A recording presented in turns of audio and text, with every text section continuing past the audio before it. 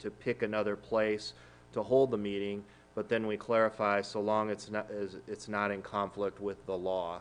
If there's some other law that might prevent us from doing that, then that would be the only restriction there.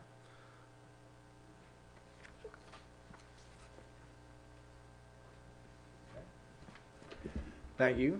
So everybody had a chance to look through that and kind of see that in line with your memory of how our conversations went. I think it is really important that we clarify in the charter that the commission has the ability to meet some other places, that they've done that in the past, and I'm not sure we actually had the charter authority to do so. So it's good to go ahead and make sure we clean that language up. Move to approve. Okay, I have a motion from Jim. Second. A second from Walt. Any further questions? I'm not trying to rush anybody through this. Take your time and reflect on it. Okay, hearing none. All those in favor signify by saying aye. Aye. Motion passes unanimously, and we will move on to new business. Article 6, the executive officers. Rich, you want me to do this one, or are you on? You're there, you're ready? Let's do I it. don't I'll mind. work through Okay. it. We can maybe attack it one section at a time. And, Let's do it. So starting with section 36, again, I mean, we're talking about the executive officers, and section 36 is sort of the broad laying the groundwork for the executive officers, and there's a couple, what you'll see throughout the document is some comments that legal has inserted, and really it's to spur some discussion on whether there's some good ideas or bad ideas here. But one of the thoughts here is the mayor is currently included in the executive officer section, but you might recall going months back already at this point, there was a separate section specific to the mayor. So the thought was we should consider maybe removing the reference to mayor, limit it to city manager, city attorney, and city clerk as the executive officers, and remove the references to mayor and any responsibilities that might be set forth here specific to the mayor, and put those in, I believe it's Article 3, which we covered again some time ago. So that's one thought. You'll see that there's a parenthetical throughout that we have crossed out specific to the city manager, where it talks about the city manager should one be appointed.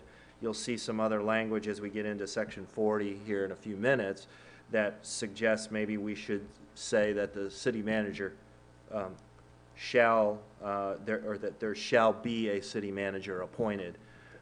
So there's it's crystal clear, if that's the preference of the city of Newberry, that there will always be a city manager. And I'm in agreement with that. I think it's a little bit confusing to list the mayor as an executive officer and keep those two things completely separate. Any other thoughts? You're really not taking away anything, you're just putting it in another, Putting it in another spot. in the mayor category.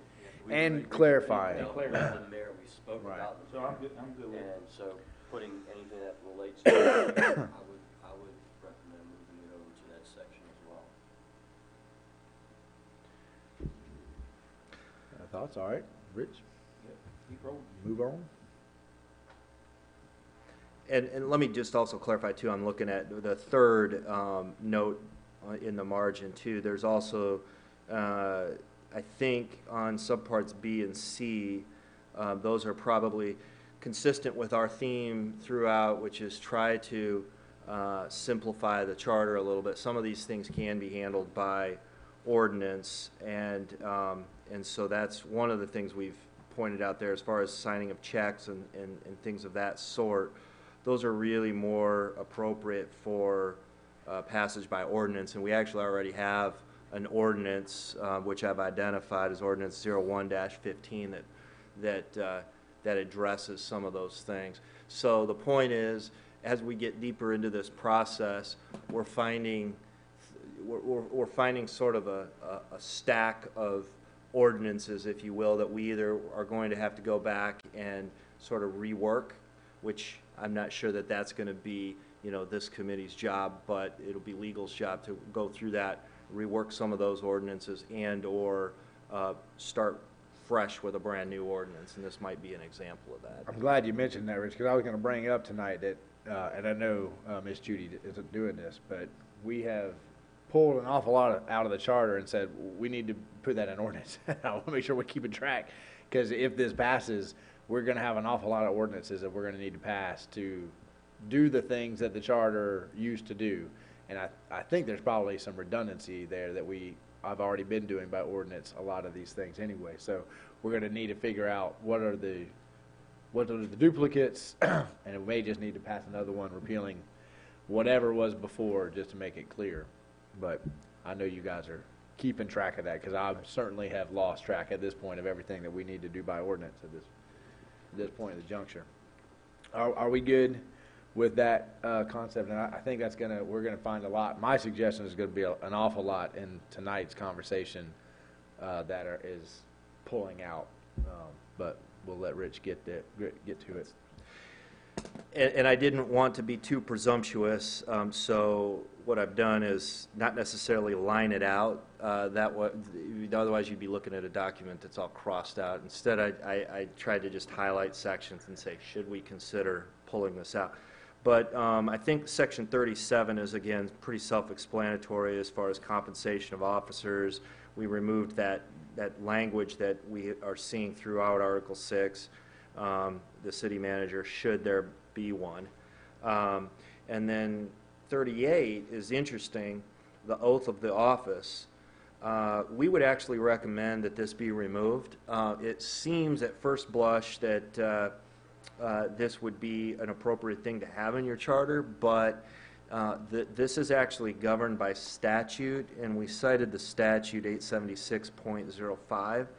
The legislature from time to time updates the oath that officers are supposed to take. So we can have this in our charter, but it doesn't, at some point it will probably become outdated. And so our recommendation is just to remove it altogether, and we rely on, state statute for that. Does the statute prescribe which officers have to take it, or do we need to address that in the charter? Well, no, it does. In fact, I'll pull it up real quick just to make sure. But this, as it's written here, it actually right now is pretty consistent with the statute, and it's every official. I'll pull it up here in just a second, but I believe that it says the same thing. I mean, every city official should take this oath. Rich, the only thing I would ask is, and it ain't a big deal, at Section 38, oath of office, would you just leave that there and reference the statute? That is- Instead of totally taking it out where people, it just goes by their mind? So you leave it in there as oath of office and put the statute beside it so everybody can reference it? Absolutely. That is a good way of doing it, too.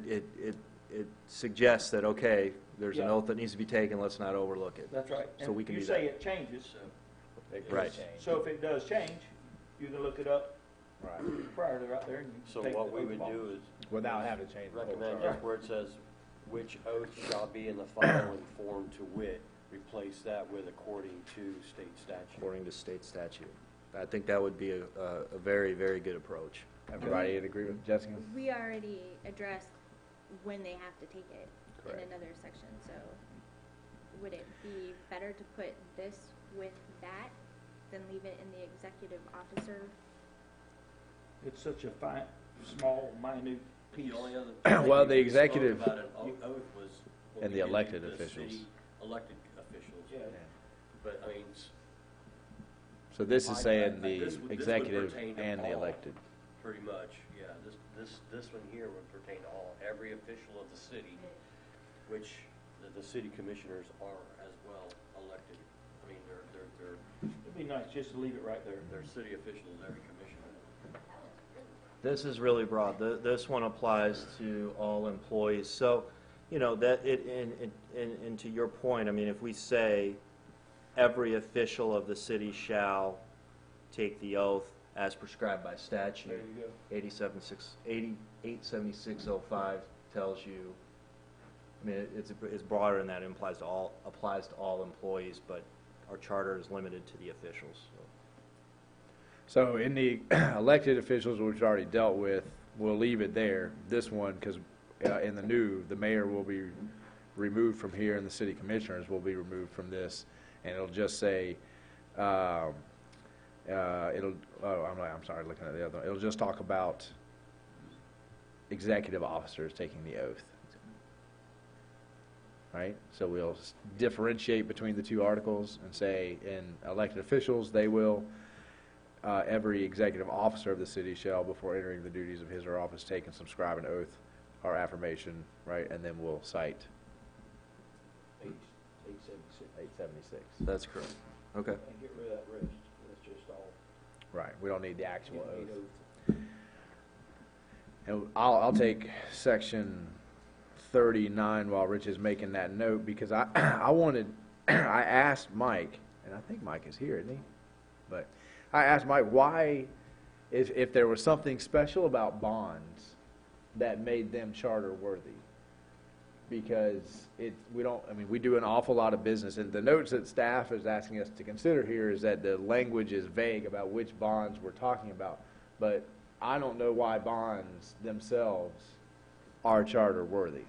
And so it seems to me like that wouldn't be, but if there is a legal reason why bonds rise to another level of city business that should be in the charter, but then you could have a resolution for every single type of bond that's out there that you could address differently, and if bonds change or the market change or the rules change, we wouldn't have to go back to the charter. Is there something charter worthy about bonds that they need to be in the charter? There's not, and we compared this to some of the other charters in the state of Florida and found that it was very hit and miss. Some people include some language, some don't.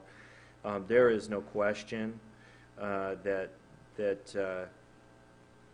it needs, this language as it currently exists needs to be clarified and rewritten at a minimum.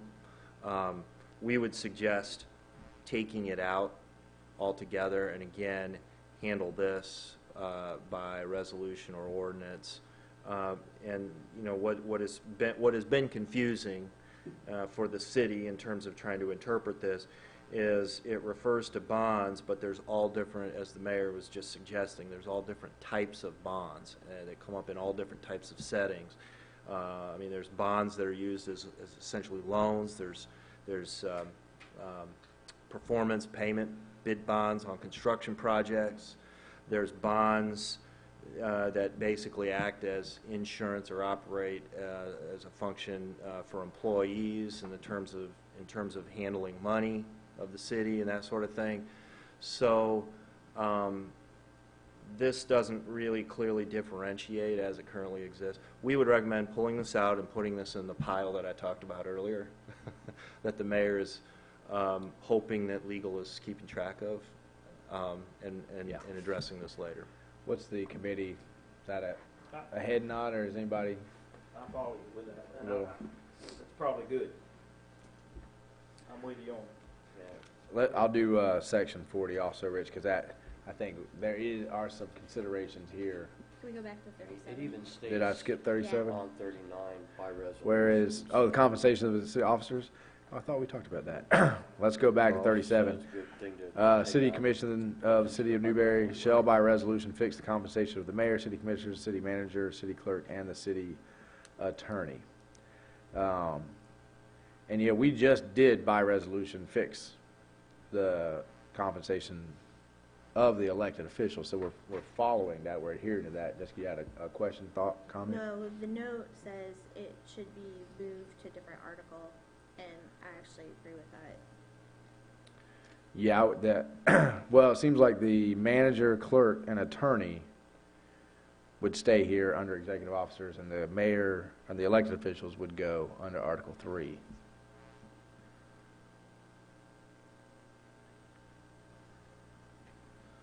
I'm trying to read my fine print lines here on the, see which line we're pointing to. So, so I'm sorry, it's the confusion. 37, yeah, we skipped over 37. We pulled out the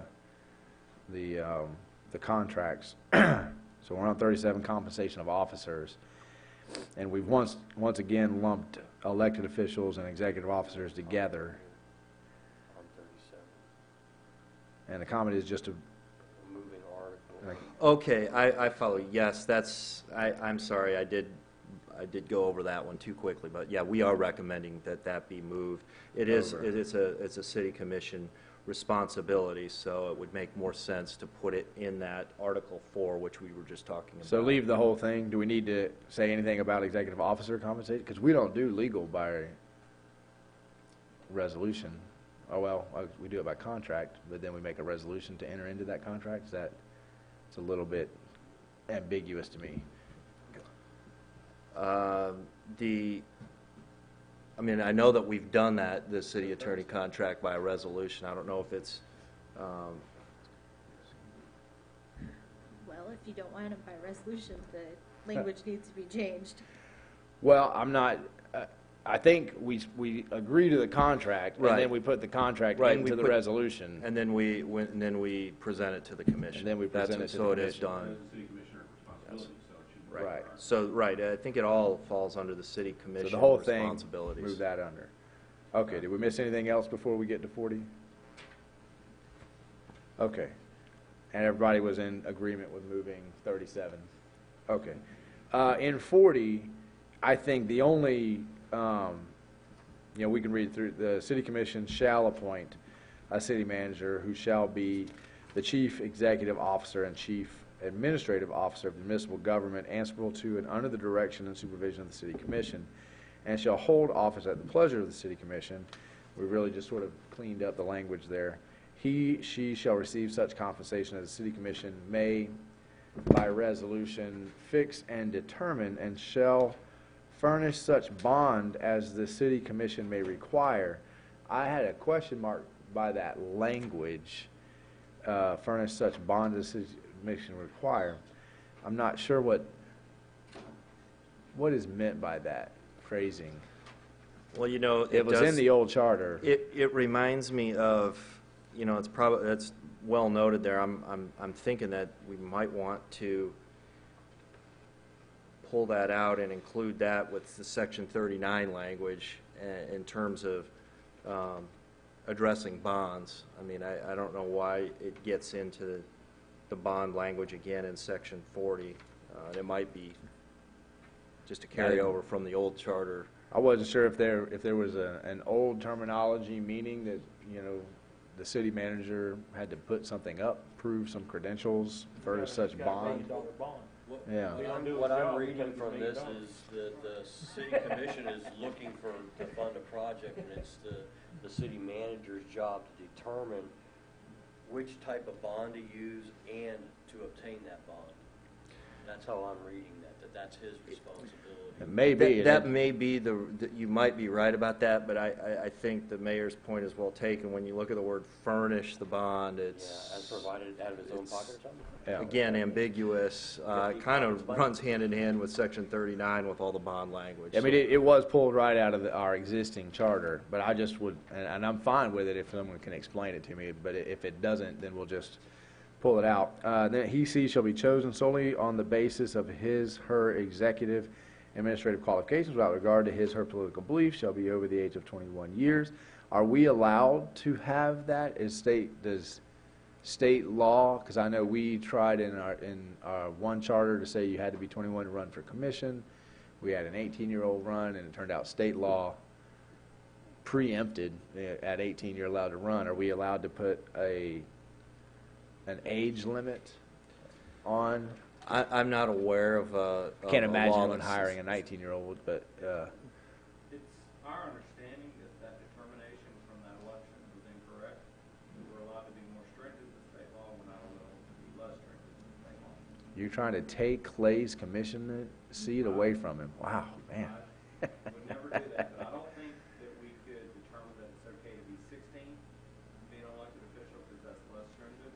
But I think that we have, my understanding, and I do not want to be the city attorney. Well, Rich, you We can, had some discussions, and Right. thought that we could be more stringent, but not less. okay, well, you'll get an answer for us definitively. Right. Or maybe it's not a It ain't definitive. gonna make anything, say you got 10 years' experience. Right. It ain't gonna make no difference anyway. That's right. Shall establish residence in the city within 12 months of appointment. Now, in our current charter, it says you have to be a resident, but it doesn't give a timeline. It just says that you have to establish residency. So this is stricter than our current charter because it's putting a time table on the move. During his or her term of office and maintain residence within the city for the duration of his or her appointment. Then we're going to strike all of that, but need not be a resident of the city at the time of his or her permanent appointment, which is good, because sometimes there is that transition, you're trying to move.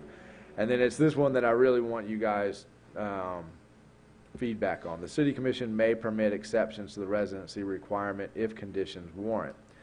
Because that is, on the one hand, we have made it more stringent. We put a timetable because, legally and technically someone could have been trying to sell their house for 5 years, I'm trying to sell my house. As soon as I sell the house, I'm gonna move in, and kind of use that as a reason why they don't live in the city. So they can't do that anymore.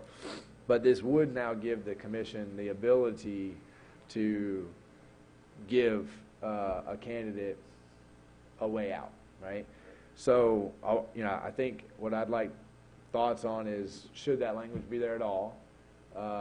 Do you like it the way it is? Should we have it, but a little bit more, in extreme situations, something, city may, if a special consideration, and I can certainly, we're a Swiss cheese city, so we may have a candidate that lives in Newberry, but lives in unincorporated territory, but they live inside the city limits of Newberry, but they live in Alachua County. Maybe that candidate has lived here his or her whole life, and we want them to be the city manager, and we're saying, but you got to sell your grandma's house and move across the street to incorporated territory in order. It's a narrow. Yeah. But I also don't want someone living in Gainesville. I wouldn't agree with any of this because the city of Newberry is the second biggest city in Alachua County, land mass wise. So if you can't live in our city, then you shouldn't be you shouldn't be the city manager. Within the city limits. Yes. Not in the incorporated side. City limits are awful big. If you looked at them, yeah. Hang on one City limits. Yes. What you're talking Yes, about. exactly. I agree with you. I agree. I don't think you need to be in the incorporated area. Okay, so You live within there's the a city limits. differentiation. Well, we'll come back to that differentiation in a second. Isn't for good cause shown, like, subjective?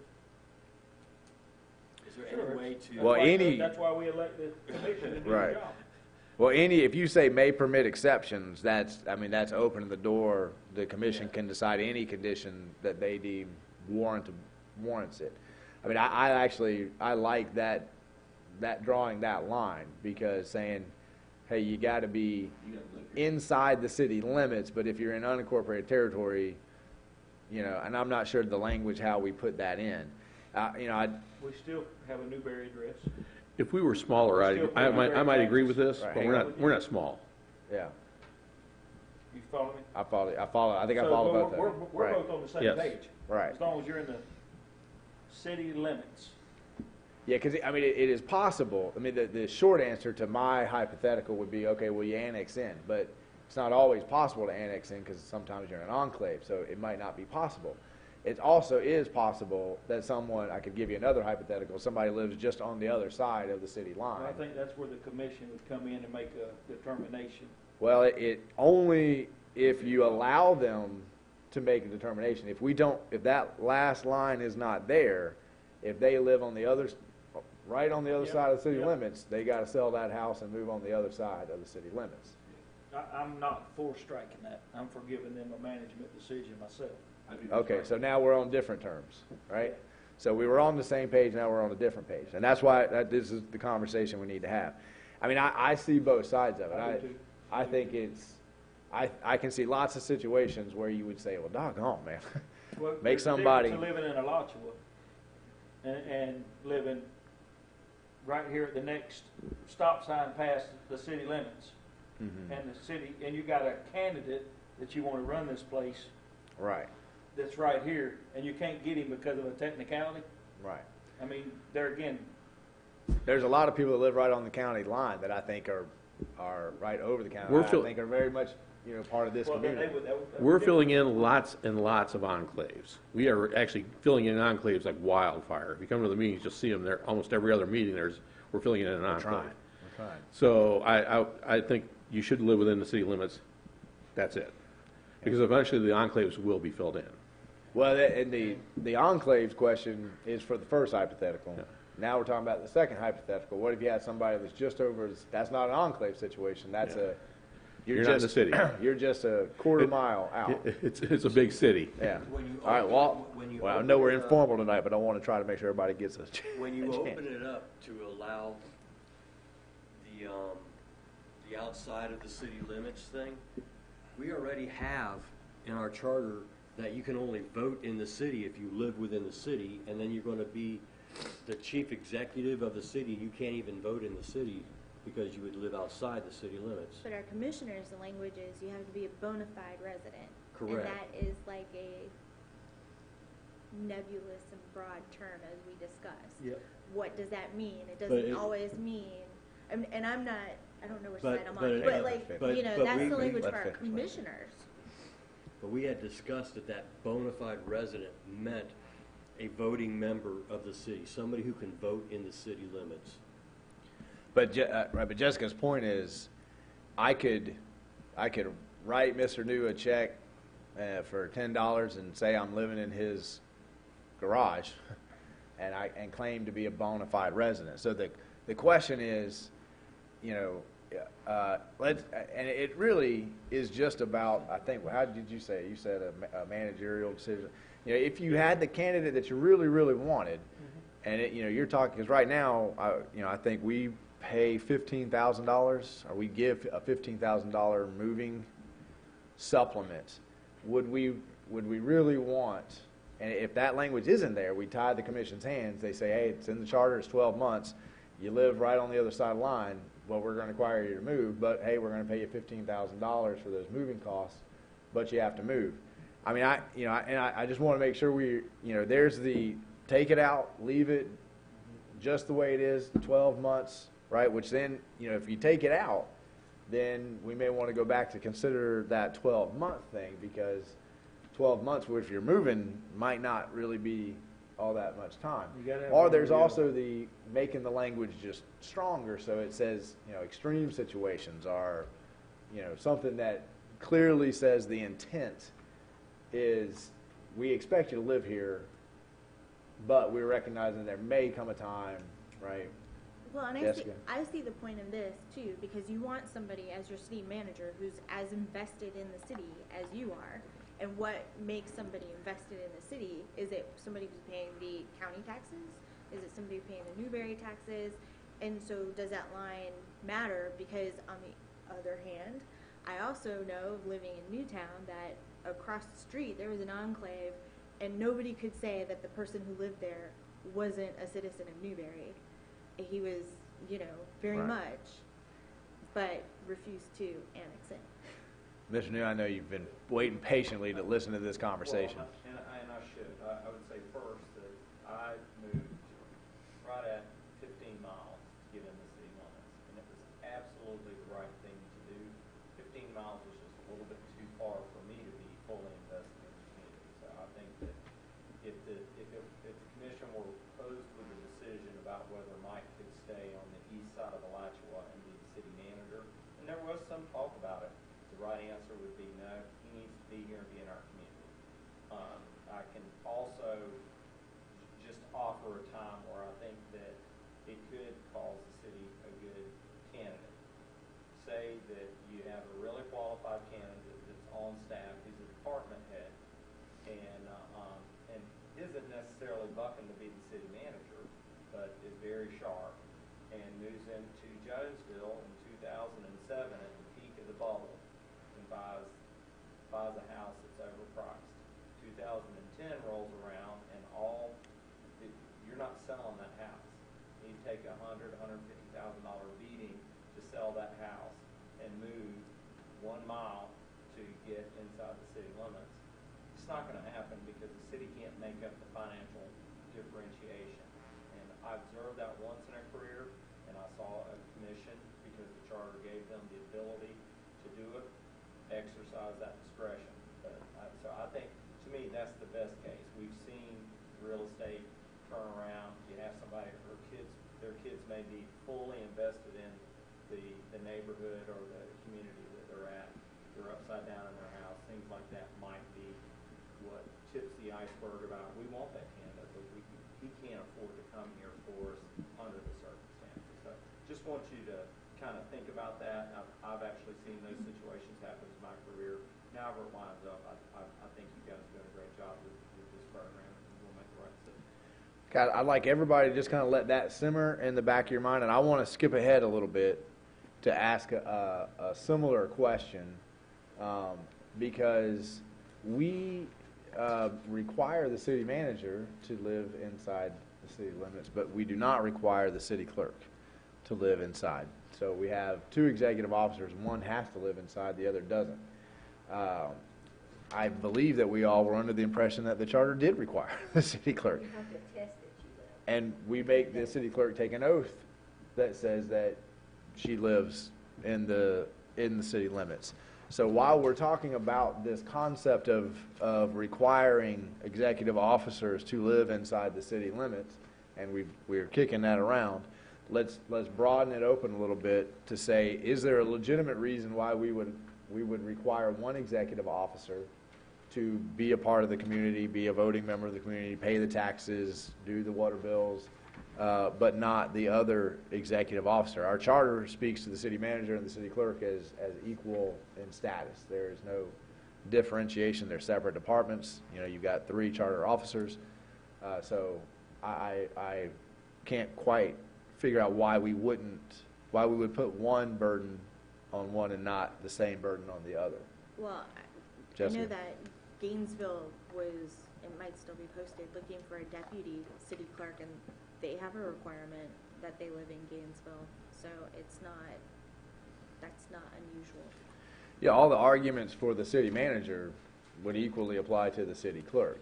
So what you know, clearly we still have some thinking to do about what this language will be, but my suggestion would be that whatever the language is for that requirement for the manager would be mirrored for the city clerk. Rich, is there any legal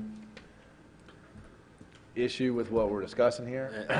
I know don't that think other so. cities- I think you're pointing out a good issue, and it just comes down to preference on that. I don't think there's a legal reason why. I mean, it's what makes most sense for the city.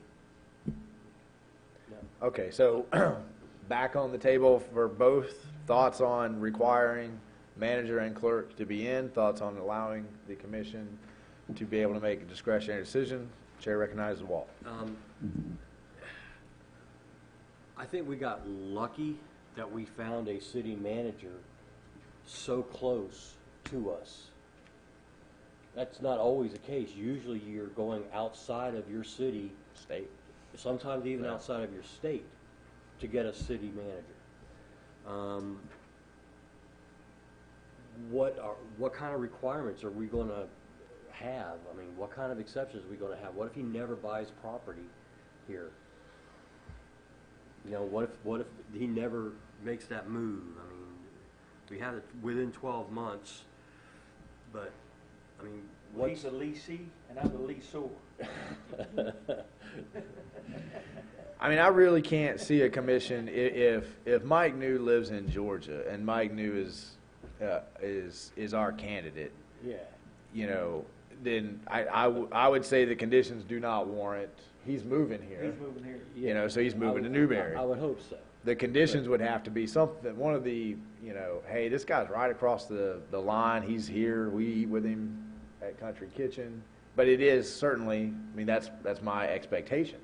Jessica? Well, and, I mean, we have the language in here, but he also serves at the whim of the city commission. So even if he hasn't moved here within 2 weeks, if the city commission so decides, they can make the decision to separate the contract.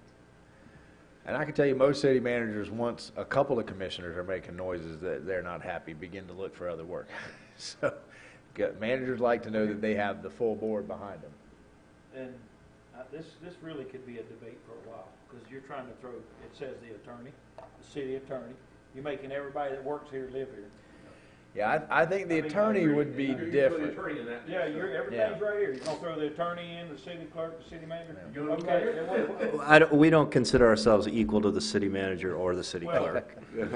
Yeah, I understand. But my point is, it's Right. sitting right here, so. then Well- we're gonna but the point about being local or a Newberry guy, Newberry reaches out as far as Jonesville. Just because we have city limits to a certain point, Newberry reaches out to Jonesville. If you want to know the truth, go see all the kids that are from Jonesville that graduated right here at this high school, and that still have a Newberry address, and have everything to do with Newberry.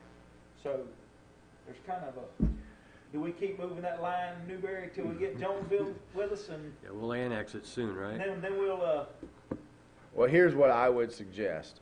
I Why just don't wanna we- cut your throat, Right, cut your nose to spite your face. spite your face. Why don't we don't have to make a final determination. Why don't we leave the language as it sits in front of us, and when we have a full board, we'll bring it back. We can certainly hash it out, we've got time to think about it. Some time to read on this. paper. I'm not trying to make it harder, but we are gonna get to, the attorney, and the proposed language says we could have an individual or a firm.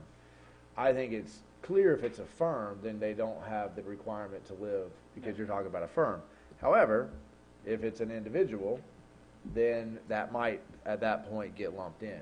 But I wasn't gonna go there tonight just yet. That would be my suggestion. Leave that language in, Rich, bring it back, and we'll make sure that, when we bring it back for a vote at the next one, we highlight to everybody that, hey, we had a nice, healthy conversation about this, but we certainly didn't come to a determination. Yeah, Jim? Why couldn't a firm have an office here in Newberry? I mean, it could, but now you really talk about limiting Well, your. but if you're gonna Right. say that, if you have an individual or firm, why couldn't a firm have an office in Newberry just as well as an individual? Well, I think that firm, in order to get a competitive firm, they need a lot of clients, and I'm not sure they would get the same. So, but the point you're making would be the point to leave this language in here, because if you want a really good firm, you want to have the ability not to limit it. If you want a really good manager, a really good clerk, you might want the ability to have a little bit of leeway of saying, But I do know many small cities in the area have lawyers that don't live anywhere near their city. sure, yeah. Well, Now, I was gonna, is there any way, when we come back to this, maybe, it took manager New 15 months? You said 15 months to make the transition from there it's to here? 15 miles. 15 Oh, 15 miles. And my contract, gave me 6 months to do it, Okay. because the charter was absent, but the commission agreed, because we were still in kind of a housing slow turn. Okay. Commission agreed that All right, we're gonna write 6 months in there, but if you can demonstrate that you're, have good efforts to sell your house, mhm. we would, entertain an extension. Okay. So we should stipulate that they use Betsy Papine, right? She's still around. All right, so I was just concerned, I thought I heard 15 months, but I was gonna ask for maybe an increase in the time frame. But, Well, here's another point, you're gonna argue this 12 months, you got a year to make a decision. If you can't, you give the commission, the managerial side, to say, why didn't it get done? They make the decision based on how's the market slow. You got a sign out front for a solid year. It ain't selling, yeah, 'cause I know we got houses in Newberry that have Exactly, had signs out front Uh, for, Well, Keith, situation dictates in a lot of things. yeah, and Keith Ashby rented a room here, because the commission gave him the same, so he moved, left the family where they were, he moved, Takes got time. to it, and then, so I think there's ways around. I agree, I think it was, being silent to any time frame gives someone the potential to say, hey, I've got my house up for sale, and if we left the charter the way it is, that person who lives right across the line, they could do that in perpetuity. They could say, hey, I've got my house out for sale for $500,000, and as soon as that sells, I'll move in. But I'm actively trying, So I think whether we leave this language in or not, we are getting better. We are moving towards a better position here. So we'll leave the language in, you bring it back, Rich, we'll make sure we have a note to summarize this discussion to the members who aren't here tonight. Do you want to explain why you're taking out the next paragraph, Rich? So on the next paragraph, what we're trying to address there is some concern with what exactly constitutes an absence or disability of the city manager. It doesn't necessarily account for situations where the city manager may only be temporarily unavailable, like maybe the city manager's sick for a day or has a doctor appointment. Does that mean that the city manager is unavailable? I don't think that's the intent. So we've tried to work in a process where the city manager would notify the city commission if there is going to be, in all likelihood, a more prolonged absence of some sort, and give the city manager the ability to designate somebody subject to the city commission's approval. Okay. Is that, everybody good with that? Yeah, I'm good with that one. Okay, I had a thought on the next section here. The city manager shall be responsible for the city commission for the management of all city affairs placed in the city manager's charge by or under this charter, subject to Florida statutes as from time amended. To me, that is all that the charter needs to address. This laundry list of A through, maybe A, see that the laws and ordinances of the city are enforced. This laundry list of A through M sounds more like a personnel job description that the commission may want to be able to tweak from time to time without having to change the whole charter. And I'm not, again, it's a question, does the, because we do the same thing for the clerk, do we have to explicitly designate every single duty in the charter, or should that be in job description? Should we, shorten this up to the broad, city manager shall execute the ordinances and laws of the city? And then, I'm not saying that these things should just go away. They should just be in the job description. I mean, that's a fair point for discussion. I mean, it is pretty detailed here. I think it's important. I mean, the responsibilities and powers set forth here, I mean, I think anyone could argue each one of them is very important to the city. So I think the key there would be, if this is going to be taken out, it needs to be addressed.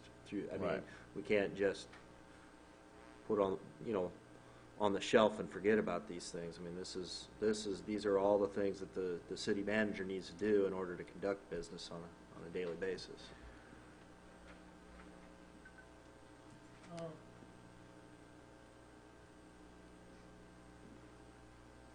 Jim? We have that laundry list for the city manager, why we have one for the attorney and the clerk too, so.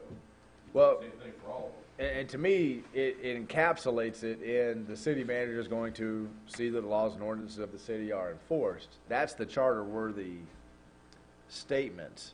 Everything else we might want to tweak. Labor laws may change, Well, and that should be at the situations may discretion of change. the city commission too, shouldn't it? The city manager serves at the pleasure of the commission. Well, don't all these executive officers serve as the commission? That's correct. Right. So if you just said that, just whatever the commission deems necessary. Mr. Neal? I think while I generally agree with your thought, I think the one benefit of having the laundry list is it does help us in day to day to make sure that that we're clear about what the boundaries are. I've not had I've never encountered a situation where I thought the city attorney, the city clerk, or the city commission had overstepped into an area that they shouldn't. Things like, let's just say personnel or development of budget. One of the laundry list is city manager is responsible for development of budget. I think that by having it in the charter that the citizens say that's what we want, there's less chance that there's going to be confusion at some point in the future about who's responsible for what with these specific examples, which is kind of why we put them in job descriptions for staff, is we want to make sure that there's not at some point moving forward some confusion about what it is you're supposed to do. So I'm not necessarily advocating, it's just one benefit that comes to me as I go about my day-to-day duties, that there's comfort in knowing I can read the list of what the city clerk is doing and know that I don't have to be responsible for record keeping. I can read, that I'm responsible for personnel and not worry about whether the commission needs to consider whether they're responsible to hire the new recreation director. There's some clarity there. Okay, Mr. Walton. Now, I was just going to say, job descriptions are subject to change, and these are something that we want the city manager as his responsibilities. We don't want them changing as the commission changes. Correct? I'm not sure. I take Mr. New's point, but I'm not sure it refutes mine, because the only way Mr. New's point is really relevant is if they go away. If you put them in the personnel policy and you say this is what we expect, then you get the clarity, but you don't have to amend the charter to tweak it. I was going to say, are these defined somewhere else? Are these defined in the personnel policy? You know, we do have a personnel policy. I'm not sure that it is as detailed as this, but we used to, when I first came on the commission, we had the charter and then we had a rules of procedure, and there was an awful lot of confusion because I remember Commissioner Lawson was very fluent with the rules of procedure, and she would say, well, the rules, we have to do it this way. So to me, the whole part of this listed, and I don't really have strong feelings. I think if we leave it in, then we need to go through these line by line and talk about the wording of each and every one to look for the implications. And if we get that part wrong, then we have to wait for the next charter review to correct it. If something like this is in a personnel file, a personnel policy, and we don't like the wording, and someone says, well, I pulled up the job description and here's the wording, and so I got you. The commission can say, okay, let's put it on the agenda and we'll change that word, because clearly that's not the intent. If it's defined somewhere else, why would we just reference that? Well, I'm looking at our personnel policy right now, and you're not going to find in the personnel policy the laundry list for these executive officers. That's not going to be in there.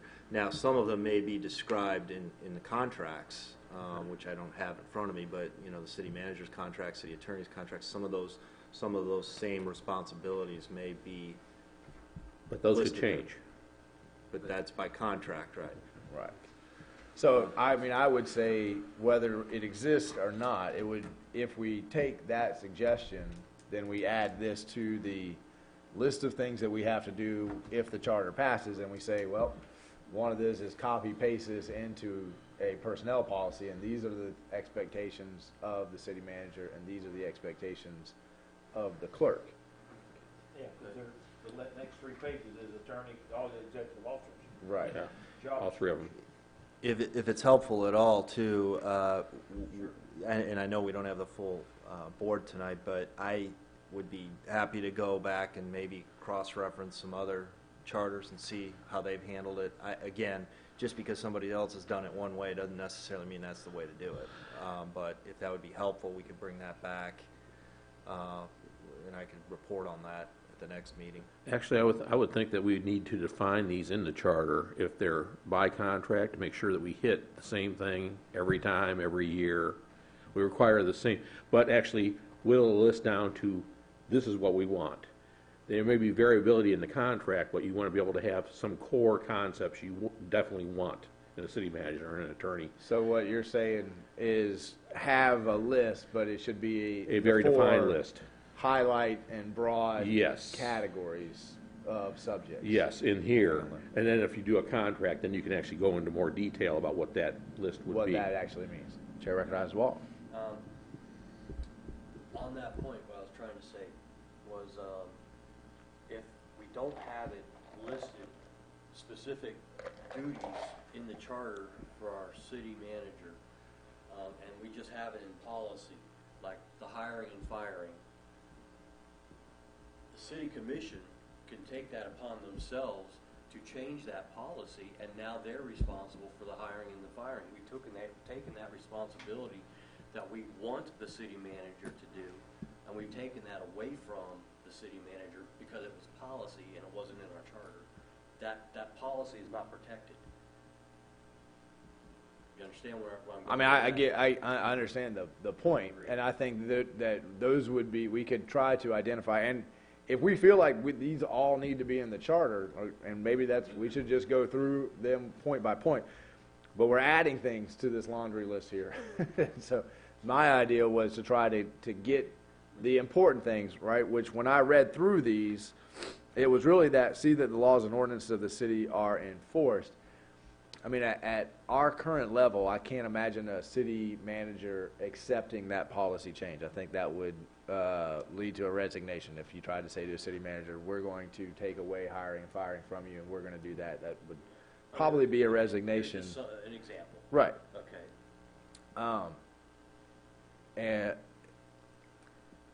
trying, Well, on Mike's point, if we take out stuff for him, we need to check the attorneys and the clerk, because at least what he's saying, it gives him a definite guideline where to step and not to step. well, and I think our current charter is a little confusing between the manager, the clerk, and the attorney, because we require things of each. We've got 3 separate offices, and we treat the 3 separate offices rather differently. And so one of the benefits of not doing this in the charter would be that you'd be able to have a little bit more fluidity with that to see what works. So would the committee like to just go through each of these and give Rich some feedback about whether we think that's one that needs to stay? Or do you want Rich to go through and kind of start off that conversation and come back next time with, we think these 4 statements sort of encapsulate the core value of the core task of the city manager? I want to see some examples as well. Okay. I definitely want to see how other. Take a shot at it. Let's not go through each one tonight. Okay. And if you can address, because the rock and the hard place here is, the city commission, if it's in the charter, they can't do anything about it until the next charter review, which they can call another charter review next year, and say, hey, we want to change this. So there's always that. So Rich, if you can kind of think, how can we give the commission the ability to live in a fluid and complex world that's very situational, without making the charter seem like a job description? Because I agree with you that we need clear boundaries and definitely what the highlights of the job duties are, that this commission can't change easily, that clearly for each of the executive officers. But it doesn't have to be as specific as. It's just got to be 15 items. Right, and that when I looked at this, I'm like, wow, A through M, my goodness, I'll give you an example, and Mike alluded to it, and again, we'll kind of have to jump ahead, but G, keep the city commission fully advised as the financial condition needs of the city at a proper time, submit to the city commission for its consideration an annual budget. Now, that gives the city manager the responsibility of the budget. Is that the entire budget of the city, or is that the budget of the city that's under the city manager? Because right now that's vague. We have a separate, we have 2 other executive officers. The city clerk has a budget. Is her budget under the city manager's budget, or is that a separate budget? We treat the attorney's budget as a separate budget. The commission negotiates that without the city involved at all, or without the city staff involved at all. So we have a disparity in that question. How do we go about getting a budget for the attorney versus how we go about getting a budget for the manager versus how we go about getting a budget for the city clerk? Right, you just enlightened me. So the annual budget for the city of Newberry does not include the city clerk? No, it does include it includes both, but the city commission negotiates a contract with the attorney Because and then it's tells outside, so that that amount to the city manager, to the city who in turn manager, puts it in the who puts it in the annual budget. But right now, because of the language in the charter, the city clerk submits a budget proposal to the city manager for approval, which is an awkward situation when you have one executive officer sort of asking for another well, here's my budget, where am I? So if we could clarify this where the city commission will negotiate the contracted price with the attorney and submit that budget to the manager, and the city commission would negotiate the budget of the clerk and submit that to the manager, and then those two numbers would just be fit into the city manager's budget. But then Yes, who makes the determination, because we have a contract with legal, but then we also have other expenses, so who determines if those We're other working on that expenses right are? We have a contract that does the best it can to try to anticipate those. And we have a set amount, and then we have sort of a contingency built in, and then we have an understanding that, you know, if we have a huge lawsuit that year, that contingency probably won't cover it, that we have built in. So we're actually right in the middle of having some of those conversations, because this new model is only 2 years old. And so it has worked, we think, much better than the previous way we did it, but it still needs to be tweaked along those very same lines. Because the idea was that having the contract would give us a better budgeting capability, because we'd have a more fixed rate. So that's our goal. So if we're gonna say, well, let's keep a laundry list in, or let's identify 4 things, then I would take Mark's point that those 4, whatever we identify, it can't stand in a vacuum by itself. It has to be juxtaposed to the other executive officers, so that we mirror the language, and so that we are clear, so that it's very clear that the city clerk is an executive officer with all the powers and budgetary independence as the attorney and the city manager. Mr. Newman? Mr. Mayor, I don't want to come across as being disagreeable, but I do disagree.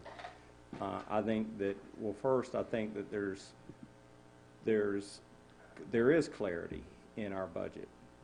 In our charter. The city charter says that the city clerk is responsible for maintaining all records, as being the keeper of the records.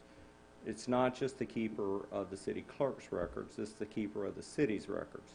Now, we don't take every record and run it into our office, but ultimately, we maintain records under her direction and the way that she wants it.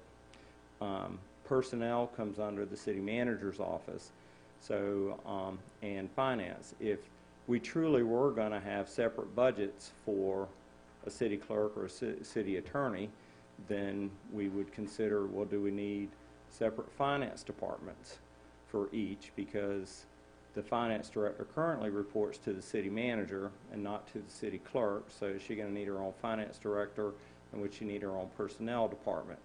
So we studied this quite a bit a year or 2 ago when the issue came up, and we looked at least 20 cities and found one that did it different than us. So I think that, if you follow the federal government or state governments or county governments, you'll see some similarities in there. That's why we compile a budget. We make a recommendation. We prepare the budget entirely, but we do it in concert with the city attorney's office and with the city clerk. With the contract amount that comes from the city attorney's office, that's never the budgeted amount. The contract amount at face value is $82,000. We usually budget above and beyond that for special projects. We take our best guess at what that's going to be. Sometimes it's not enough. Sometimes it's too much. That's part of one executive officer having control of the budget is that we have the ability to move funding from here to there kind of on the fly, and you guys see it quarterly. In a quarterly update, we say, hey, we had to move some money from planning department where we were going to have some excess revenues over to city attorney's office because these special projects came up, and there's not a lot of wrangling between mid-year wrangling between city clerk needing money for this, him needing money for that, and the city manager needing money for somewhere else, and you guys our elected officials having to be judge and jury for it. So I don't want to, I just say that I believe that in my experience and what I see other governments is that it's set up the way that it is in Newberry is because for as difficult as it may be to figure it out this way, I think it's more difficult to come up with ways to make it work where there's complete independence between executive officers, because you lose the efficiency that's created by having only one finance director in the city and only one HR director in the city. Rich, what about adding language that the city clerk's budget will be developed in conjunction with the city manager so that the charter is clear that they are equal partners in it? Because I take all of Mr. Drew's, and clearly we've had this conversation before, but we have issues that we have to figure out. There's got to be a way, because the efficiency that comes from being able to reach into someone's budget is all well and good when all of the departments are under the same employer, the city manager. Right now, it's not clear, can the city manager or the finance director reach into the city clerk's budget, because the charter says the budget is the manager's. So that the commission approves the budget for the city clerk, can the manager go in and remove money from that budget? If we had some language about developed in conjunction, that would put them on for that department, because especially in some of this other new language, I'm not sure, is the city clerk's office seen as a department? See, actually, you said it, but you said it kind of wrong. They're not answering to the city manager, they're answering to the city commission. And the city commission's actually everybody's boss. Mike's just pointing out the fact that he does a good job budgeting, is all he did. He pointed out the fact that he takes into consideration their budget, and he's just pointing out the fact that he's doing his budgeting job really well. They're all acting independently, and they're all reporting to the city commission. I would say that is technically true in the quarterly budget, but the budget is so big and vast, and these are usually fairly small amounts, that they wouldn't necessarily be reported to the commission. So if the city commission approves an $80,000 budget for the city clerk, and the city clerk has done a really good job budgeting her budget that year, and there's $2,500 left over, is it the city clerk's money to say to the commission, hey, I've got extra money, I give it back? Or is it... Every year they propose, they show there's a budget surplus or negation, and they present it to the city commission, and then they decide what they're going to do with it. So it comes back to the city commission in every case. Yeah, but you're not following my minute day-to-day detail. You're talking about quarterly reviews. I'm talking about on Tuesday afternoon. Yeah. Right? Is it the charter that we have right now is vague about whether the city manager cannot reach into the city attorney, call up Scott, and say, hey, we paid you $30,000 this year, but you only did $25,000. I want you to write the city a check back for $5,000, right? The city attorney's budget is a standalone. Yeah, but that wouldn't be his job. That would be the city commission's job. That's what I'm saying. Is there an underlying problem here that we need to?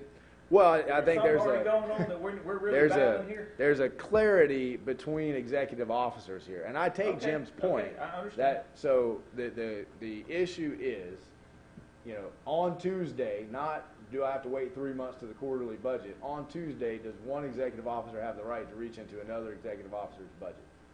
Or does the 3 executive officers all equal in the charter, and they all control their budget? Mark? Working in the government, as I have, you're right, in a sense, but the overall manager of the city is the city manager.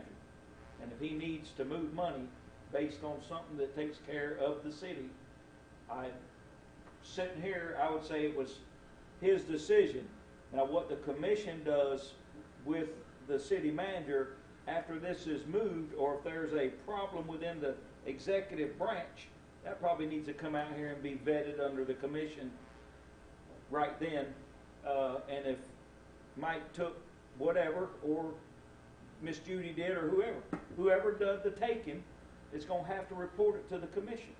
And if you're done wrong, then you're gonna have to stand accounted for what you did wrong. I mean, is that not the way we're operating right now?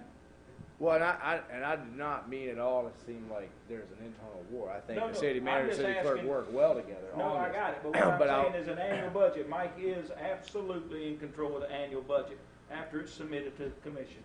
the After way it's that, submitted, and they vote on, and after they approve the commission. the Right. way Budget the commission. charter is now, Okay, yes. Okay. And that is the vagary that I'm pointing out. okay, Because the city commission approved a set amount for the city clerk, right. set amount for the Right. attorney, set amount for Then everybody else. To run the city. That's what the city commission approved. And we do get quarterly reports. Mm-hmm.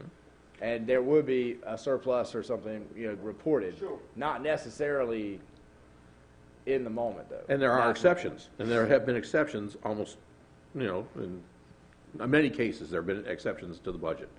They come before the city commission at various meetings. And those have been reported not quarterly, but just whenever they come up. So those are handled by the city commission. They could be if there's a driving force to do so.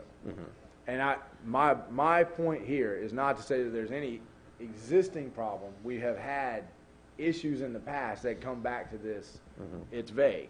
Right now, it says consideration of an annual budget. And the only difference here is the city clerk's budget, because the city attorney, as an executive officer, he's in a separate category. And because the commission already negotiates out that contract separately, it is curious why we wouldn't treat all three executive officers equally. And I take all of the criticism that Mr. New, this is a tough one to figure out. If I'm an executive officer, I've got my budget, I'm in charge of this budget, right? Why not set up a contract with the city clerk?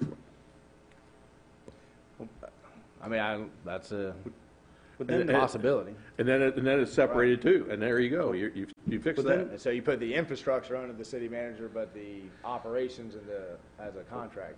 Falls Within the under contract. framework of how we do business, the city attorney's firm acts as a contractor.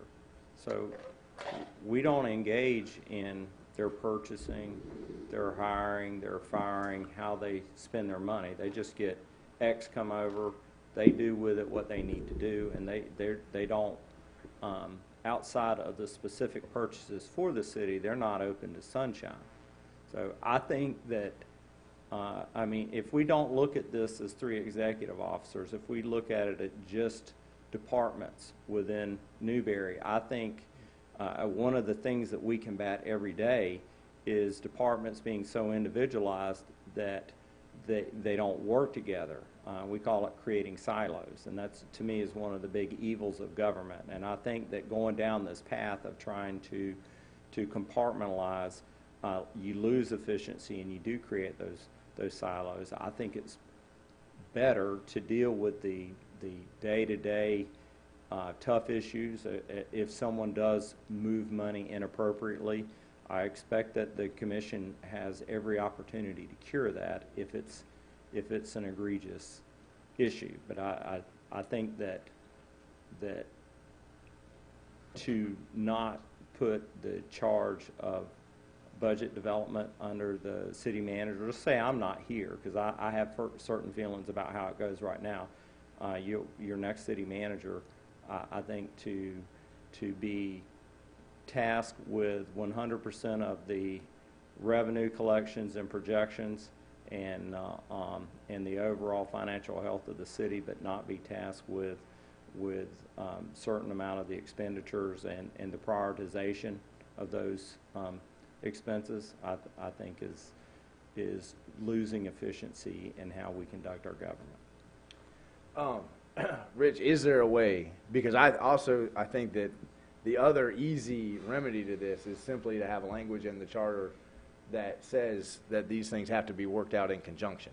So that instead of saying the city manager is an annual budget, and then add some verbiage in there that says that for the city clerk's budget, there is some conjunction there. So that a department head or the finance director, nobody can just go in and move it, and then we have to remedy it afterwards. There is some protection there that there is a conversation that has to happen before that happens. So that there's a mutual. I mean, it certainly could be drafted that way. There's no, I mean, no question that we could come up with some language for consideration on that. And I was just making a note here, that both parties would agree via email prior to any funds being moved. I mean, you got 2 executives, Right. or 3 if you can include your branch. But before we take money from each other, that's why they're in charge of what they do. And you could put some sort of language in there that, ever how legal it is, Rich, to report via email to, would it have to come before the commission? No, I mean, I think if the executive officers agree, I mean, to me, That way this. there's a Right. traceability of who agreed and didn't agree, and if you disagree, I then it needs to come I think you before would still the have board. to report to the commission, because Jim's point is the valid point. I mean, the commission approved a budget for the city clerk. Right. If that, You just can't take her money. you can't take that because they've said this is how much we're gonna spend. Right. So, it's one thing for a manager to take money from the finance department, move it over to Right. recreation. They're General all, fund, whatever they gotta do. you know, Yeah. but the city commission said, this is how much the city clerk gets. Well, then So they're- prior to. But touching- prior to, You have to report prior to with an agreement or a disagreement. If they disagree, then it has to come before the commission, of some sort, or to the body. and the idea to me that the city clerk's budget from year to year is fairly stagnant. Sure. It just kind of inches up with inflation and those kinds of Sure. things, unless there's a big capital outlay kind of a thing. And just like with the city manager, the city commission can negotiate what that is and say, okay, well, you're 80,000 last year, you're asking for 90,000 this year, why? Yeah. Okay, we'll give you 85, whatever that is, and then set that, you set that budget. So I think that there's a ability to do this here that protects the sanctity of the 3 executive officers while not losing the efficiency that I take Mr. New's point very well on. I mean, I think, and I would have every expectation that every one of our executive officers in a crisis moment would be team players and say, absolutely, we got to get this done, right? And then they'd come back to the commission and they say, but there would be protections written into the charter for these things, because if the city clerk has to go to the finance director and beg for the money, then that puts a disparity of who's in charge, right? So there has to be some language there that says nobody else in the city is You take dictating. one budget or the other. Well, that's after the budget's been approved, but even when you're working out the budget, no one else in the city can tell the city clerk what she can or can't have in her budget except the city commission, There you go. right? There you go. One executive officer, the attorney can't say to the manager, no, I'm sorry, that's too much, you're asking for too much, No. right? We're focusing a lot on the budget for the city and the various offices, and we really don't need to do this. If we define this a little more succinctly and say, this is what their job is, and we don't have to go into the details of what the budget are or anything, because the commission's already done that when they approve the budget. Well, it may, Just trying to give clarity on where people can just take it. That's true, but if we're looking at the charter and we're defining the roles, Uh-huh. then we're getting in the weeds when we start talking about the budget, is what I'm saying. But isn't that more something that can be done, resolution or ordinance? well, that was my first point for all of this, was that we take all these things out and we work on these issues And one by I don't one. disagree, but like I said, there Yeah. has to be some small definition of what their job function is. Correct. What And I if- think the budget is into the weeds of that. What is I'm if saying. in the city clerk's, her laundry list, or potentially his laundry list, it says that she has the responsibility to create the city clerk's budget? And that way it clearly says there's a budget here and there's a budget there. And that would be the conjunction. Well, I'm not anyway, I'm just saying, once we get over to Okay. the city clerk, Yeah, I could agree with something like that. That would be fine. that way it's clear that there has to be, because it's an ideological problem for me more than it is a daily weeds problem. Because right now, we have people who have not been with the city as long and are clearly not at the same level, according to our charter, having control over, to a certain extent, over the city clerk's budget. She has to go and present and argue the case, because right now, that's the way the charter reads, right?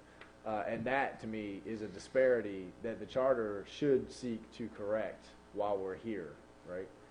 The only person that Rich can negotiate with for how much Folds and Walker gets is these folks up here. Yeah. The only person that Mike can negotiate with for the city's budget are these folks up here. And the same with Judy. And it should be the same thing for Judy. that Yes. She comes to these people and says, this is what I That's need. exactly right. And we turn around and say, hey, it was 80,000 last year and it's 82.5 this year. Yep. Put it in the budget. Yep. And then you can get into the issues afterwards of, okay, now she's got 82.5 in the budget. Who's got the authority to reach into that budget and take some that the commission has already approved? She's the only one that can actually have it moved.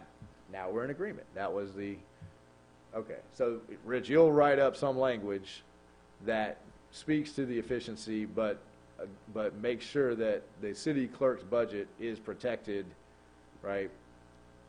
Before money shall be moved out of this executive officer's budget, right? There will be,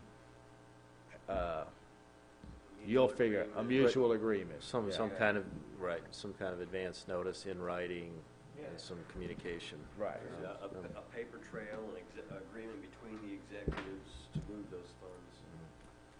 Okay. The only other question I had, if we, on this laundry list, is the new one, which is H. To exercise control and direct supervision over all departments and divisions of the municipal government under this charter. I don't think that is legal and the clerk. Are they a department, a division? Would they fall under? Does H give the city manager direct control, because they would be, it says over all departments and divisions of the municipal. I thought Rich was going to assess these and then give us back a smaller, more defined list. So I didn't think we really need to beat these down. I don't think we do too. I just want to make sure he knows that I have this question. So when he brings it back, if H is one of the things that you think it should be one of the top 4, I want language in there that defines what a department and a division is as separate from other executive offices. Or should it be departments and divisions within the city manager's Purview. Which would exclude then clerk and city attorney. Yeah, as long as it's clear that does exclude, right? I think that's the implication in that language. I understand where you're going with that, and I think adding language such as that would tend to keep it separate. Right. So on H, Mr. Mayor, what are you saying here? On H, My concern is, it says to exercise control and direct supervision over all departments and divisions of the municipal government under this charter. right. The clerk and the attorney are under this charter. Okay. So H seems to give inordinate power to the And manager. I was gonna say, here's another thing though. Direct supervision, he ain't a direct supervisor. Yeah, but this He is sounds a like it's city making. manager. A direct supervisor is gonna be the guys with boots on the ground down there that are managing their people. Mm. He is a city manager with control over department heads and stuff, but he ain't down there watching the guys dig out a water pipe. I don't think that's how I take this to, Okay. Yeah, that's not how I read it either. I take this to mean he exercises control and direct supervision over all departments and divisions. So he is, He is. right, and That's he, exactly what he does. and my only concern here is it's not clear. Well, we have another issue that we have when we get to legal is that manager is an executive officer, legal is an executive officer, but because the manager is a 40-hour, probably more closer to 60-hour employee, and I'm part-time, the manager ends up very frequently being put in an awkward position of approving, because a lot of legal things they're on the moment, right? Right He has to make that decision. Sure. And he can't say, hey, I think this is outside the bounds of the contract, or I think it falls in this other area of the contract. And, you know, it's difficult for me to make the decision. And if it's a big decision, we got to take it in front and get a vote on it. And it's not very efficient. It's not very practical. But it puts another wedge between, and part of my learning curve of the mayor is that I have to take a more proactive role in that relationship to try to mediate, because anytime the charter is not clear, and the issues that we're talking about tonight are specific issues where the charter is not clear, it creates awkwardness. Whose job is it to make this decision? And so when legal presents, or when the manager presents the budget and says, hey, we're 30,000 over budget, and it's because we got in this lawsuit and this lawsuit, it's too late at that point to go back to Folds and Walker and say, hey, I thought this would be in the same special project, or I thought that's a separate special project, or I think this should be under your regular job duties. And Mike can't tell that to them because he doesn't have any authority over them. And again, not to say it in any way that the manager and our legal department don't have a good working relationship, but these are the vague instances and abstract situations that I wade in on a frequent basis as the mayor, trying to navigate and bring the clarity to. And I think H makes something very unclear in my mind. Right. And then the rest of that, I think, you know, I'd want some clarity as well. May establish city departments, offices, or agencies in addition to those created by this charter. I assume what that means is, you know, creating a streets and roads department or taking away a streets and roads department, but it's not really what it says. I mean, it could be a whole new department, right? Well, He should be able to create a department without coming through the. Yeah, may prescribe the functions of all departments, offices, agencies, except that no function assigned by this charter to a particular department. Because when you start adding or subtracting, you're really messing with the budget. Yep. Yeah, I mean, You shouldn't be able to create anything without coming through the commission. yeah, and that's the part that, I mean, I can see an organizational chart being reworked Yeah. within the same budget. Reorg, but not and a that's- creation. I'm sure that's what this is speaking to, but I think it needs to be clear that the city manager may, within the bounds of the prescribed budget, reorganize departments to create better efficiency, but carte blanche ability to create anything that's not even in addition Consistency, yeah, of the because charter. There's nothing in that would limit it to that, though. When Right. it says, and may establish city departments, offices, and agencies, that is broad, it's very broad. It is not limiting, it doesn't mean just reorganization, that is creating a new office or a new department. Well, what you were talking about That in is your will. budget, honestly, what you got off for saying her, with Judy's department or the attorney's department, once you say on the budget, man, you start hiring people, look where the budget goes on employees. Right. You go crazy. So it is, All this. it's this whole So whole that's- thing I have some questions. Okay, Right. I'm But good with it. but it may not make it into the top 4 when he comes back. But I just want to make sure these would be the questions. If it does make it into the top 4, Be ready to address those questions. address those questions. What does exercise direct supervision over all departments and divisions Okay. mean? Okay. All right, moving on.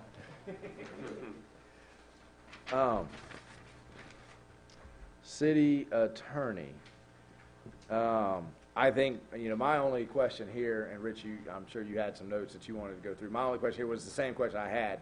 You know, we have a laundry list of things that we want the attorney to do, and to me, again, it seems like that's better, but it seems like the will of this board is that we want some of these things in there. So can you speak to it? Tell us what you had in here that you think Well, is different from, one thing we did was, I wouldn't necessarily say it's different, but it clarifies that the city attorney may be an individual or a firm. It doesn't really, as it currently exists, it doesn't really define what the city attorney is. Is it a person? Is it an entity? The way it's been operating, I mean, usually, Scott Walker is sitting in this seat, but that's not always the case. And our firm has several lawyers, for instance, who do the local government work and the local government circuit here in Alachua County. So there's language in there to just make it clear that it may be an individual, it may be a firm, and I do believe the way the city attorney contract reads right now, I think it says Scott Walker and the firm of Fulton Walker. So we just added some clarifying language there, subject to some discussion tonight about whether that makes sense, you know. And then really the only other change that we had going down the list is subpart G seems to probably get into too much of a specialized project for the city attorney. It seems to us a little odd to have that in the charter when it comes to compiling and codifying the ordinances. Right. The city clerk certainly does that, and if the city clerk has a legal question about that, we're available for that. But I don't see a situation where the city attorney is sitting there compiling ordinances. Usually it is our office contacting you to ask the city clerk, could you provide us with the following ordinances? So it's kind of written backwards. I'm good with that. I'm good with the changes here. I want a little more, so, I think then it has to be slightly, either the paragraph like flipped a little and some, better, like, Which paragraph are you? the first The very one. first one? Because if you say the city attorney may be an individual or a firm, but you also say that the lawyer should have at least 2 years' experience and practice in the court, are all of the attorneys who sit up here and have to have the 2 years? Does that prevent him from having interns work if they're part of the firm? Does it, like... How many years of experience does Andre have? She has 3. Oh, right. Almost caught her. Well, no, I mean, I wasn't, Right. like, trying to point out any, but does that limit then who comes up Right. here and who has done work as part of the firm? Well, I know the easy part, the easy answer to that is we would never send a law clerk up to the dais here. We would not do that, and we couldn't do that by the code of conduct that we live by with the state of Florida practicing law. That's the unauthorized practice of law. So at a minimum, it's always going to be a Florida licensed attorney here. So we're bound by that. That might be. I mean, it does say experience and practice in the court of the state of Florida. But yes, I mean, we could write it so that it's clear that it applies to each attorney. It has to be an attorney first and foremost, but it applies to each attorney who sits on the dais or provides legal advice. We're not going to have somebody who doesn't know what they're doing calling the city to give them legal advice. So I don't know how. I mean, we can put some clarifying language in there, but I mean, I don't think it would be hard to clarify that from what you just said, that each attorney representing the city has to have at least the requirements of the section. Because, yeah, but, what if So we it's get a somebody city- in here? And does it matter? I mean, yes, I think it does, but... So a city attorney may be an individual or a firm with every member of the firm meeting the requirements of. okay, now This that Not of the firm, but who represent the city of the firm. right, who will be working on the Yeah. city files and providing representation. I don't think that's a problem at all. It would definitely be a problem to say each attorney in the office, Right. Yeah. because Because there's you- attorneys that the city of Newberry, from our office, the city of Newberry hasn't even met. Right. Because they do family law. Right. Well, and they wouldn't need to meet the requirements of, Right. if they're not Right. coming to the meetings or doing work. I was just reading my notes here. I didn't mean. Are you? No, you're fine. If we are gonna keep a laundry list in or try to shorten it, I'd like to speak in the charter to this issue of when there is the need, when there is a decision to be made, and I'm not sure everybody here understands our contract right now with legal, but the summary of our contract is we pay a base amount And then for that base amount, we get things that are called special projects. So we get a reduced rate inside the special project. We get that reduced rate for a certain number of hours. And then after that, I think we still get a reduced rate somewhat. But it is the city attorney's, pretty much the city attorney's discretion to determine whether it counts as a special project, whether multiple things are multiple special projects or whether there's one special project. And the history of this is that the way we used to do legal, it was really completely up to Scott to determine, you know, if a commissioner called Scott at 10 o'clock at night, he's very accessible. It was up to Scott to decide whether or not to charge the city for that or not charge the city for that. And we didn't really know. So until we got the bill.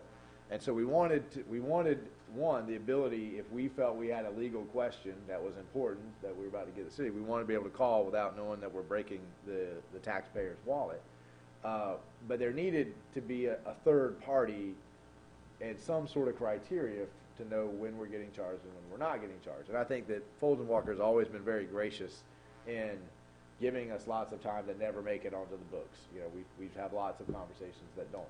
But the principle of the point is we still need some ability to know, you know, this falls under your day-to-day.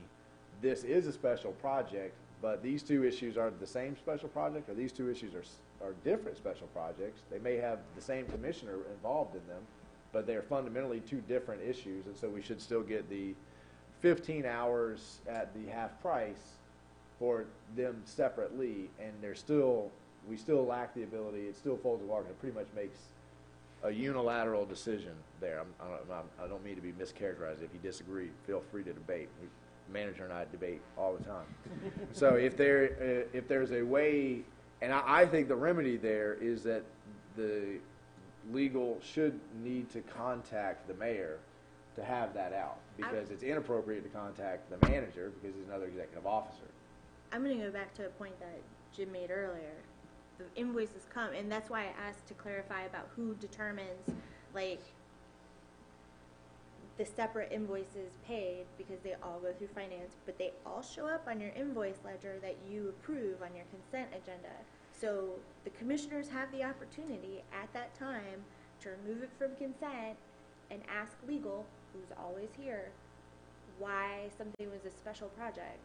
And that is already an ability of the city commission. We can, but it's already paid at that point. What I want to do is have the conversation before we're paid, because now you get into a situation of, okay, we got to get into refunds now. Or you put, maybe it's a legal issue that we are not really able to talk about in an open format because it deals with privacy of an employee, and we can't talk about the details. It's an active negotiation. It's in the middle of a lawsuit, and it's not something that we are able to talk about all the nitty-gritty details. And there's no way for me to hold legal's feet to the flame, because I can't say publicly the things that I would need to say, hey, that's two separate issues. There's all kinds of reasons why, just because we approved on the consent agenda doesn't mean these guys haven't done their oversight. It just means it's too late at that point. The bill's already been paid. The decision's already been made. So you want to make a third party? Well, I think the third party should already be there. Legal works for the commission. Sure. I'm the person who's supposed to be the point man of the commission, and all that the wording I'm saying here is that, you know, if you've got two separate issues, and just put it in context of the special projects, you know, if the city manager was going to make a decision that went over his spending limit, he would call me and say, hey, you know, this has to happen today, you know. I'm right? not against having layers of communication, so. But right now, there's nothing in the charter that says that this can't be a unilateral decision by the legal, and it puts Mike in a very awkward position. There again. Right? So if there was some, and maybe this isn't a charter level issue, maybe this is a personnel level issue, right, that we just have to work out. But again, my point here is, if the committee feels like we need to keep all these things in, then I would say, okay, if they're going to be in the charter, then we need to address this concern in the charter, because now we're not going to create the personnel file, or the personnel policy. So now we have to talk about these kinds of things in the charter. So somehow we need to help future mayors and future commissions fix this problem of finding out on the invoice, right, that Is, and then you'll hear commissioners say, well, what is this 20,000? And legal will say, these are legal issues, right? This isn't charter material, though. This is contract material we're talking about here.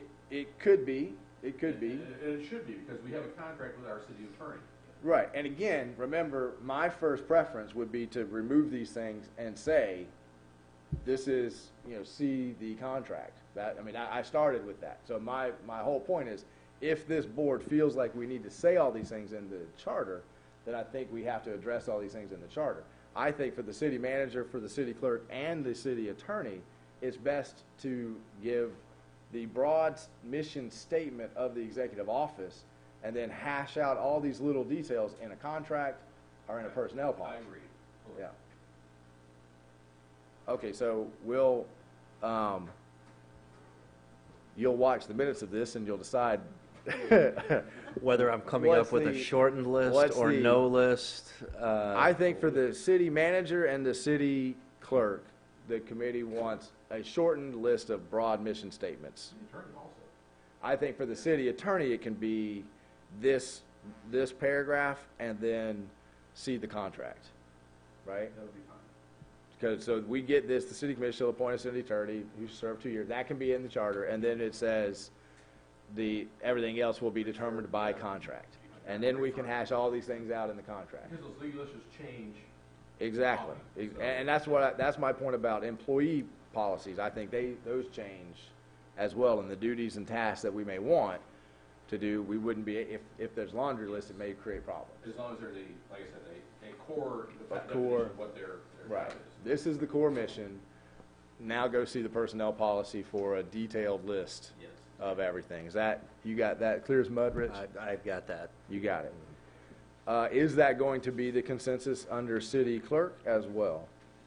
Did we just do section 42 at the same time? We're going to have a broad mission statement of the city clerk, I probably do. right? We're going to have, and in that broad mission statement will be 3 or 4 broad mission statement policies, and then it'll say, see the personnel policy for a detailed list of job duties. Or is there anything? My only big question in here I've already addressed was, do we require the city clerk to also live? And again, I can see both sides of that. I just think that the language needs to mirror. However we're treating the managers, the same requirements for the clerk.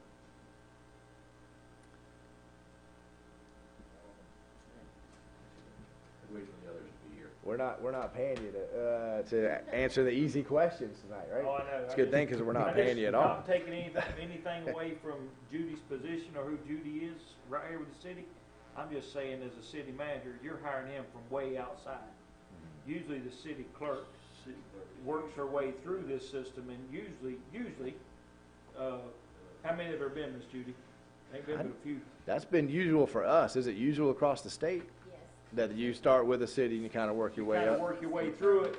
You're already Yeah. here, and just say she started with the city 25 years ago, and she lived over in Gilchrist County. She worked her way to city clerk. Now you gonna tell her to move here? No. She's done raised a family. She's done homesteaded, all that good stuff. But that argument would work for the manager too, right? He lived in Gilchrist County, worked his way up to a department head. We want him, but he No. doesn't want to move over. Well, that would Right. work if you were actually, most city managers Right. don't do that, though. Yeah, Most city managers are hired in from, somewhere else, yeah. because of education, because of, But you're in agreement that Experience. that we want to empower the commission to recognize situational yes, issues. yes. So I- for both of those, we'll bring it back Yeah, we can come when we back. have a full board. But I think the I city think the attorneys, manager is just a little different than having a clerk, for me personally. I agree, I just can't really articulate why. I agree, but I think I agree because that's the way it's most of them always really, been. like I said, they come through the system. Most of your managers get hired from an outside source, from another state, another Yeah. city, or, So for all 3 executive officers, well, for clerk and manager, broad bullet points, see the personnel policy for attorney, this section, see contract. We'll leave the language in about special conditions if warrant for conversation when we have a full board. There you Are we in agreement go. with all of that? Yes. Okay, that takes us through new business and on to comments. Committee members, Jim, Jessica, Mark? No, sir. No? Nothing. Ms. Judy? I have nothing as well. Are there any citizen comments? Hearing none, we are adjourned. Good job, folks.